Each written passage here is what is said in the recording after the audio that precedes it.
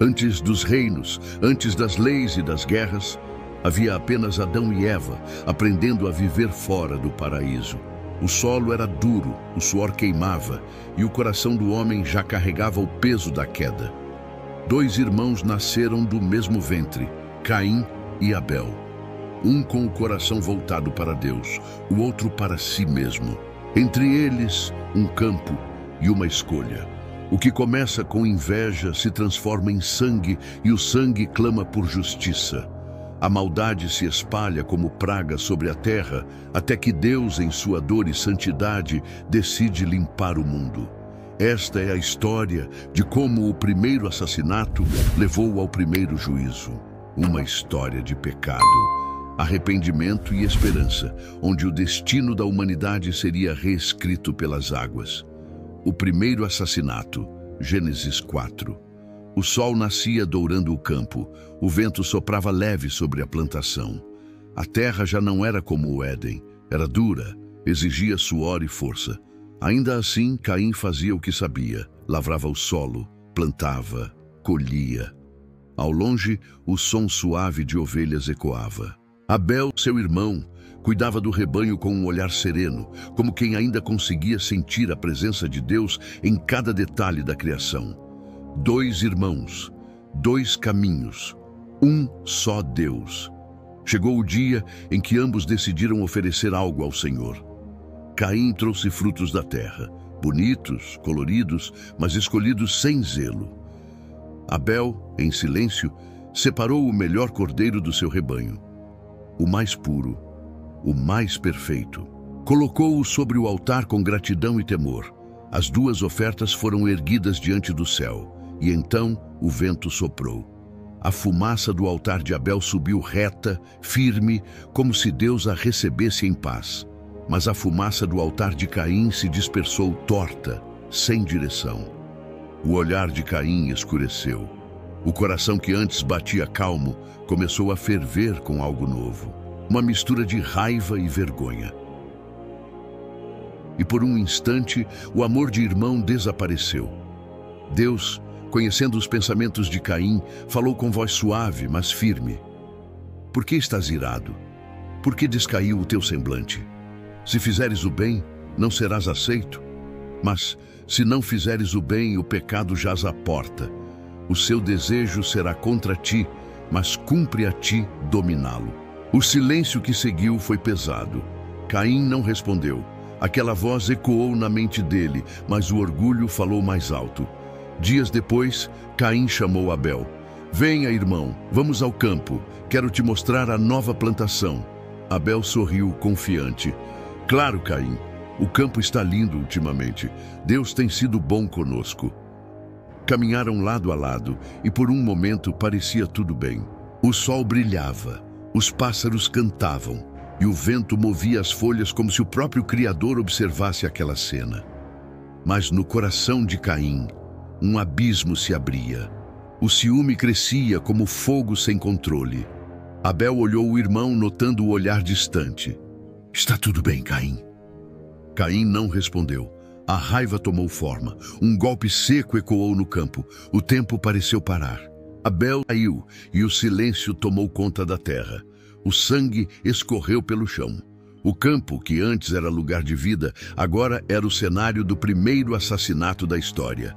Caim olhou para as mãos, sujas, tremendo, e se afastou sem entender o que havia feito. Mas então uma voz veio do céu, firme e triste. Caim, onde está teu irmão Abel? Caim respirou fundo. Tentou fingir força. Não sei, sou eu o guarda do meu irmão? A resposta soou fria. Mas Deus viu o coração dele. O que fizeste? A voz do sangue do teu irmão clama a mim desde a terra. O peso daquelas palavras fez o corpo de Caim estremecer. Deus continuou. Agora maldito és tu sobre a terra, que abriu a boca para receber da tua mão o sangue de teu irmão. Quando lavrares o solo, ele não te dará mais a sua força. Serás fugitivo e errante pelo mundo. Caim caiu de joelhos desesperado. Senhor, é grande demais o meu castigo. Quem me encontrar me matará. E Deus, mesmo diante do pecado, mostrou misericórdia. Portanto, todo aquele que matar Caim será castigado 7 vezes mais. Então o Senhor colocou um sinal em Caim para que ninguém o ferisse. E assim, o primeiro assassino partiu, errante, carregando o peso da culpa e o vazio da distância de Deus. O campo ficou em silêncio. O sangue de Abel se misturou à terra. E a história da humanidade foi marcada pela primeira vez com dor, inveja e separação. Caim buscava a aprovação, mas desprezou a obediência. Quis ser aceito, mas recusou-se a mudar. E descobriu, da forma mais amarga, que o pecado sempre cobra um preço que mancha as mãos e o coração. O som do vento retorna, levando consigo o eco de um grito distante. Um novo silêncio paira sobre o mundo, mas o mal que começou ali ainda estava longe de acabar. A corrupção da humanidade, Gênesis 5:6. Os dias passaram, os anos se tornaram séculos e a terra começou a se encher novamente de pessoas. Os filhos de Adão e Eva se multiplicavam, construíam casas, criavam cidades e o som da vida parecia pulsar outra vez. Mas junto com o progresso, crescia também a maldade. O coração humano, que deveria ser templo de amor e comunhão, começou a se tornar um campo de disputa. A inveja de Caim se espalhou como uma semente envenenada. Cada geração parecia mais distante de Deus do que a anterior. Os homens se tornaram fortes, orgulhosos e violentos. Passaram a viver não para o Criador, mas para si mesmos. Queriam fama, poder e prazer. Casavam-se, construíam impérios, levantavam torres e esqueciam que havia um Deus observando tudo. A terra se enchia de som, mas também de gritos. Havia música, mas também choro. E no meio de toda aquela agitação, o céu estava em silêncio, observando o homem que havia se esquecido de quem o criou. Os filhos de Deus, homens tementes, começaram a se unir com mulheres que não temiam o Senhor. O amor perdeu o significado. A corrupção invadiu até as famílias que antes andavam com Deus. A violência cresceu. As mãos que antes trabalhavam a terra, agora empunhavam espadas. A terra que havia recebido o sangue de Abel, agora se manchava com o sangue de muitos. Viu o Senhor que a maldade do homem se multiplicara sobre a terra, e que toda a imaginação do seu coração era continuamente má. E então, pela primeira vez desde a criação, o coração de Deus se entristeceu profundamente. Imagine isso. O Criador, aquele que fez o homem com tanto amor, agora olhava para o mundo e via apenas escuridão. O mesmo Deus que havia dito tudo é muito bom, agora via o fruto amargo da rebeldia. Em um diálogo íntimo, como um pai falando consigo mesmo, Deus murmura: arrependo-me de haver feito o homem sobre a terra, porque o seu coração se desviou totalmente. As nuvens se juntaram, o céu ficou pesado, o clima espiritual da terra se tornou sombrio. Homens riam, zombavam, festejavam, sem imaginar que o juízo se aproximava. As cidades cresciam, mas o pecado crescia ainda mais. A injustiça se tornara o novo normal. Os pobres eram oprimidos, os inocentes calados e a violência se espalhava como praga. A terra estava corrompida diante de Deus e cheia de violência. Deus decidiu: destruirei da face da terra o homem que criei, o homem e o animal, os répteis e as aves dos céus, porque me arrependo de havê-los feito. Silêncio. O mundo, sem saber, estava condenado. Mas nem tudo estava perdido. Entre a multidão de rostos endurecidos, havia um homem diferente. Enquanto os outros zombavam, ele orava. Enquanto os outros mentiam, ele falava a verdade. Enquanto os outros se exaltavam, ele se humilhava. Seu nome era Noé. Noé achou graça aos olhos do Senhor. Noé era justo, íntegro em sua geração. Não era perfeito, mas era fiel. Em meio a uma humanidade afundada em pecado, Noé ainda escutava a voz de Deus. Uma voz que o mundo inteiro já havia esquecido. E uma noite, quando as estrelas brilhavam sobre o silêncio, Deus falou com ele. O vento soprou forte, e Noé ergueu o rosto. Uma presença invisível encheu o ar, e a voz do Criador ecoou: Noé, o fim de toda a carne é vindo perante mim, porque a terra está cheia de violência. Faze para ti uma arca de madeira. Nela colocarás tua família e animais de toda espécie, pois eis que trarei um dilúvio de águas sobre a terra para destruir toda a carne em que há fôlego de vida. A respiração de Noé ficou presa. Um dilúvio? Chuva, talvez, ele já tivesse visto, mas um dilúvio que cobrisse toda a terra era algo inimaginável. Mesmo assim, ele não questionou, não zombou, não duvidou. Ele simplesmente creu. Enquanto o mundo ria, Noé ouviu. Enquanto todos viviam para si mesmos, ele começou a construir, não uma casa, mas um refúgio, um símbolo da obediência em meio à incredulidade. A terra estava corrompida, mas um homem ainda andava com Deus, e por causa da fé de um, a esperança ainda não havia morrido. O som do martelo ecoa ao longe. A madeira começa a ser cortada, e pela primeira vez, a humanidade ouviria o som do juízo se aproximando. O chamado de Noé e a construção da arca. Gênesis 6. O som dos martelos quebrava o silêncio do vale. Cada batida era como um eco do futuro, anunciando algo que o mundo ainda não compreendia. Ali estava Noé, homem simples, de mãos calejadas e coração puro, obedecendo a uma ordem que ninguém mais acreditava ser real. Os dias eram longos, o sol castigava e a poeira cobria tudo. Mas ele continuava, martelo após martelo, tábua após tábua. A arca começava a ganhar forma, um monumento à fé em meio à incredulidade. Tudo havia começado em uma noite silenciosa, quando Deus falou com ele. O vento soprou forte, e a voz do Criador cortou o ar com autoridade e ternura ao mesmo tempo. Noé, o fim de toda a carne está diante de mim. A terra está cheia de violência e corrupção. Faze para ti uma arca de madeira de gofer. Farás compartimentos nela e a revestirás por dentro e por fora com betume. Noé ficou imóvel, sentindo o peso da presença divina. Ele não perguntou o porquê, não pediu explicações, apenas inclinou a cabeça e respondeu em voz trêmula: Seja feita a tua vontade, Senhor. A partir daquele dia, sua vida mudou completamente. Enquanto os outros homens se entregavam às festas e à violência, Noé se dedicava à construção. Ele cortava a madeira, medindo com cuidado, seguindo cada instrução que Deus lhe dava. 300 côvados de comprimento, 50 de largura, 30 de altura. Os filhos de Noé, Sem, Cam e Jafé, o ajudavam, mesmo sem entender completamente o que estavam fazendo.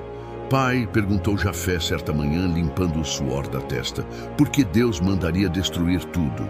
Noé olhou para o horizonte e respondeu com tristeza, porque o homem se esqueceu de quem o criou. E quando o amor se apaga, o juízo precisa reacender a verdade. O povo ria. Homens passavam pelo vale e zombavam. Ei, Noé, vai navegar onde? Neste deserto?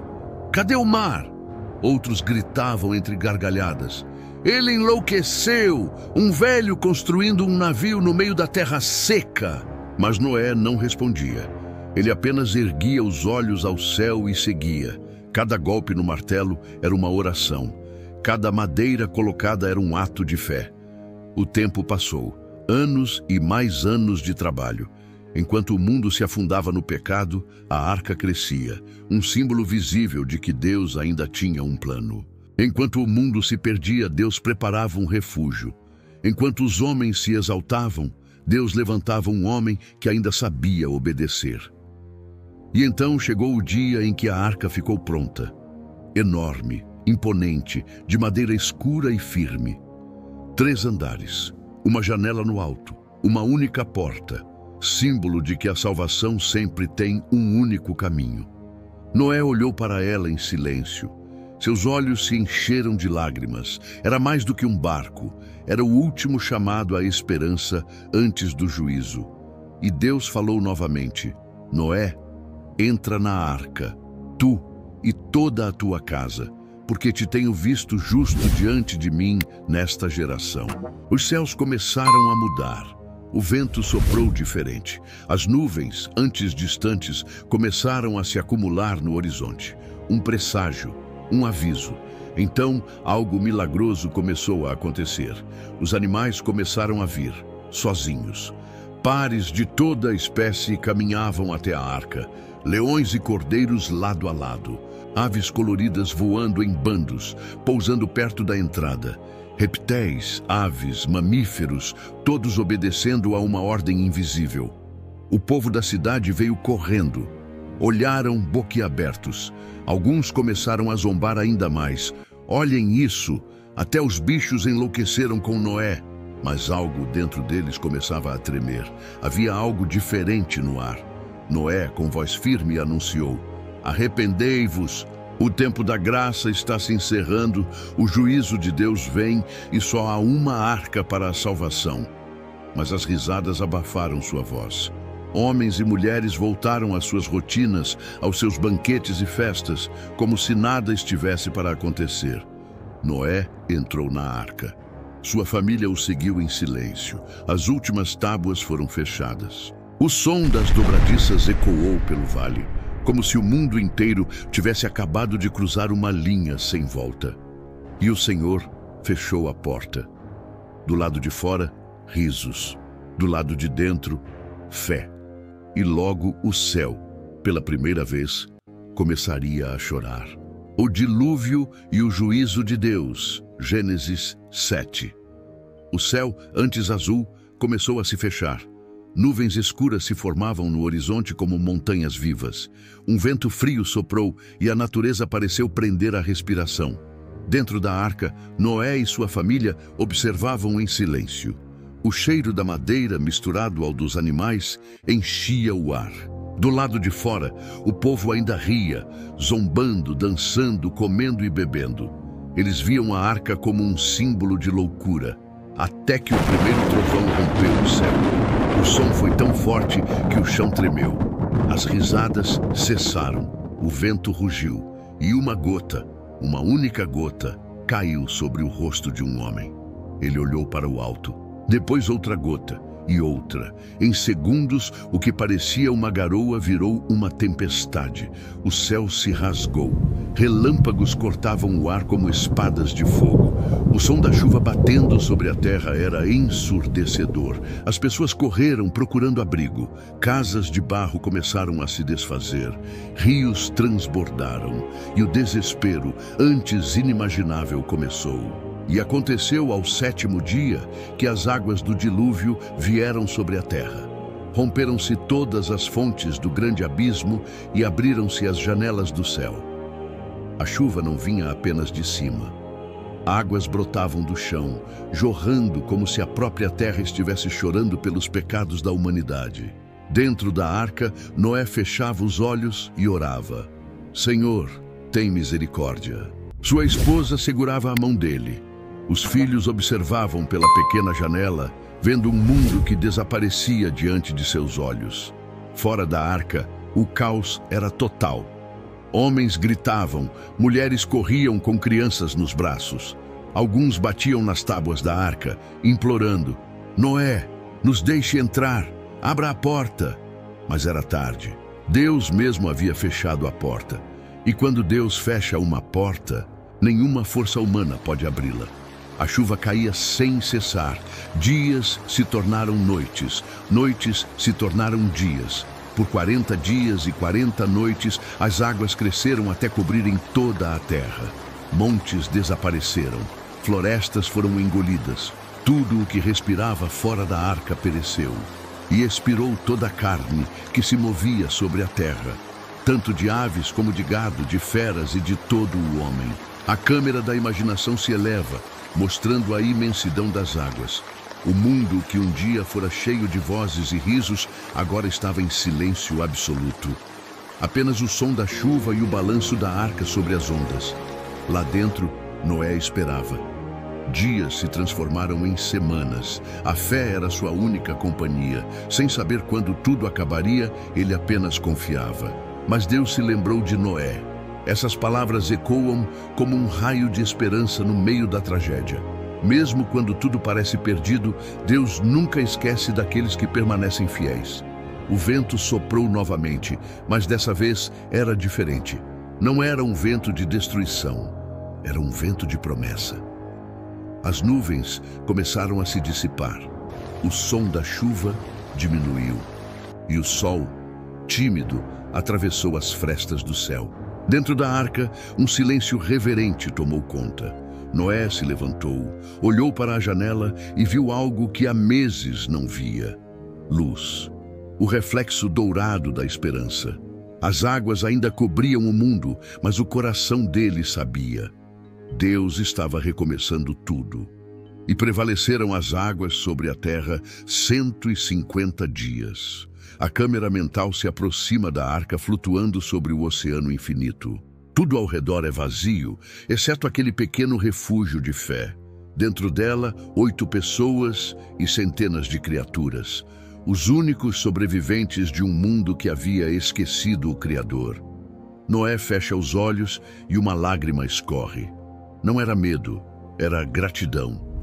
Gratidão por ter ouvido quando todos silenciaram, por ter crido quando todos duvidaram e por ter obedecido quando todos zombaram. A arca continua a flutuar. O vento sopra mais uma vez, movendo-a suavemente, como se fosse guiada pela própria mão de Deus. A justiça de Deus foi derramada, mas também sua misericórdia. O mal havia sido arrancado, mas a semente da esperança ainda estava viva, guardada dentro daquela arca.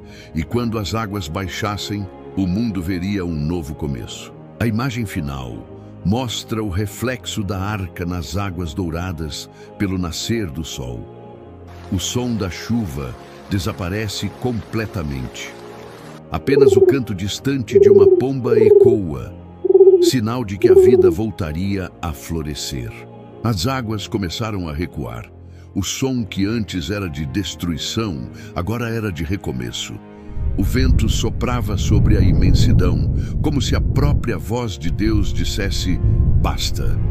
A arca balançava suavemente sobre as ondas. Depois de longos meses cercado apenas por água e silêncio, Noé viu um raio de luz atravessar a pequena janela. O coração dele se encheu de esperança. Dia após dia, o nível das águas descia. Montanhas começaram a aparecer ao longe, como memórias antigas da criação que renasciam sob o sol. E então, um dia, a arca parou. Suave, firme. Sobre as rochas do Monte Ararat, ela descansou. E lembrou-se Deus de Noé, e de todos os animais, e de todo o gado que com ele estava na arca. Essas palavras soaram como um abraço.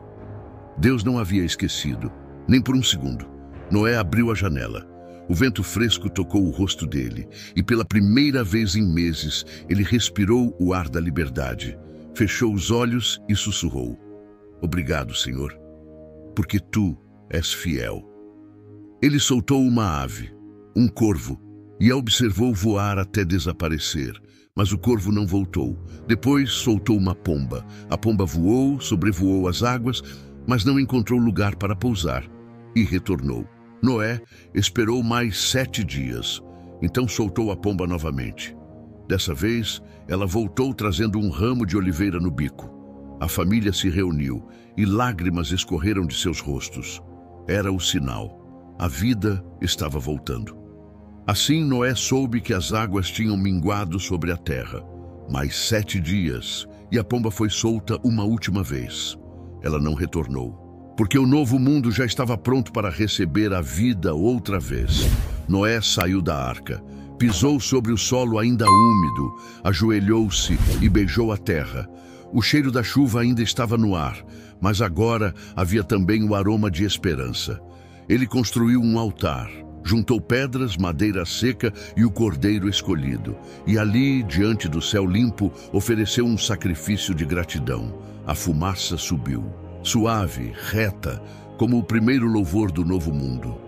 E o Senhor sentiu o suave cheiro e disse em seu coração: Nunca mais amaldiçoarei a terra por causa do homem, porque a imaginação do seu coração é má desde a sua mocidade. Nem tornarei a ferir todo ser vivente como fiz. Deus olhou para o arco que se formava no céu e o transformou em um sinal eterno. Este é o sinal da aliança entre mim e toda a carne que há sobre a terra. Era o arco-íris, não apenas cores, mas uma lembrança viva da misericórdia. Um lembrete de que mesmo depois do juízo, Deus ainda oferece esperança. Noé e sua família olharam o céu. As lágrimas se misturavam com sorrisos. O som dos animais, o canto das aves, o vento nas montanhas. Tudo parecia cantar o mesmo hino. A vida venceu. O homem recomeçou, mas o coração ainda era o mesmo.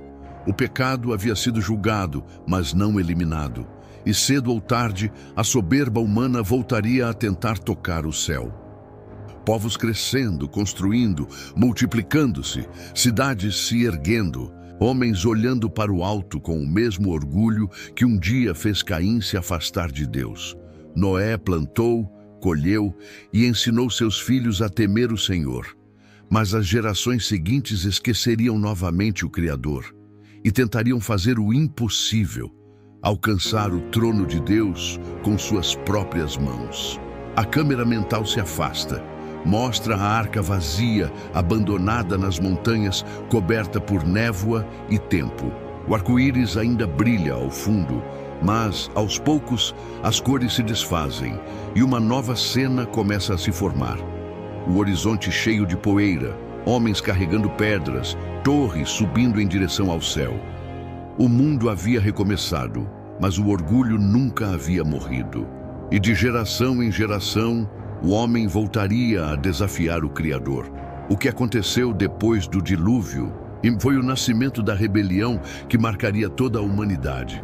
O som de tambores distantes cresce. Homens falam em uma só língua. O vento sopra forte e a tela escurece. Uma torre, um povo, um propósito. O desejo de ser como Deus levaria novamente o homem à queda. No próximo episódio, a Torre de Babel. A rebelião da humanidade contra Deus. Gênesis 8 ao 11. A história do dilúvio é mais do que um juízo. É um lembrete de que Deus sempre oferece um caminho de salvação. Noé construiu uma arca porque acreditou. E talvez hoje Deus esteja pedindo que você também construa algo. Fé, arrependimento, esperança. Se essa mensagem tocou o seu coração, deixe seu comentário aqui embaixo, compartilhe este vídeo e inscreva-se no canal. Ainda há muitas histórias para contar, e cada uma delas revela mais sobre o coração de Deus.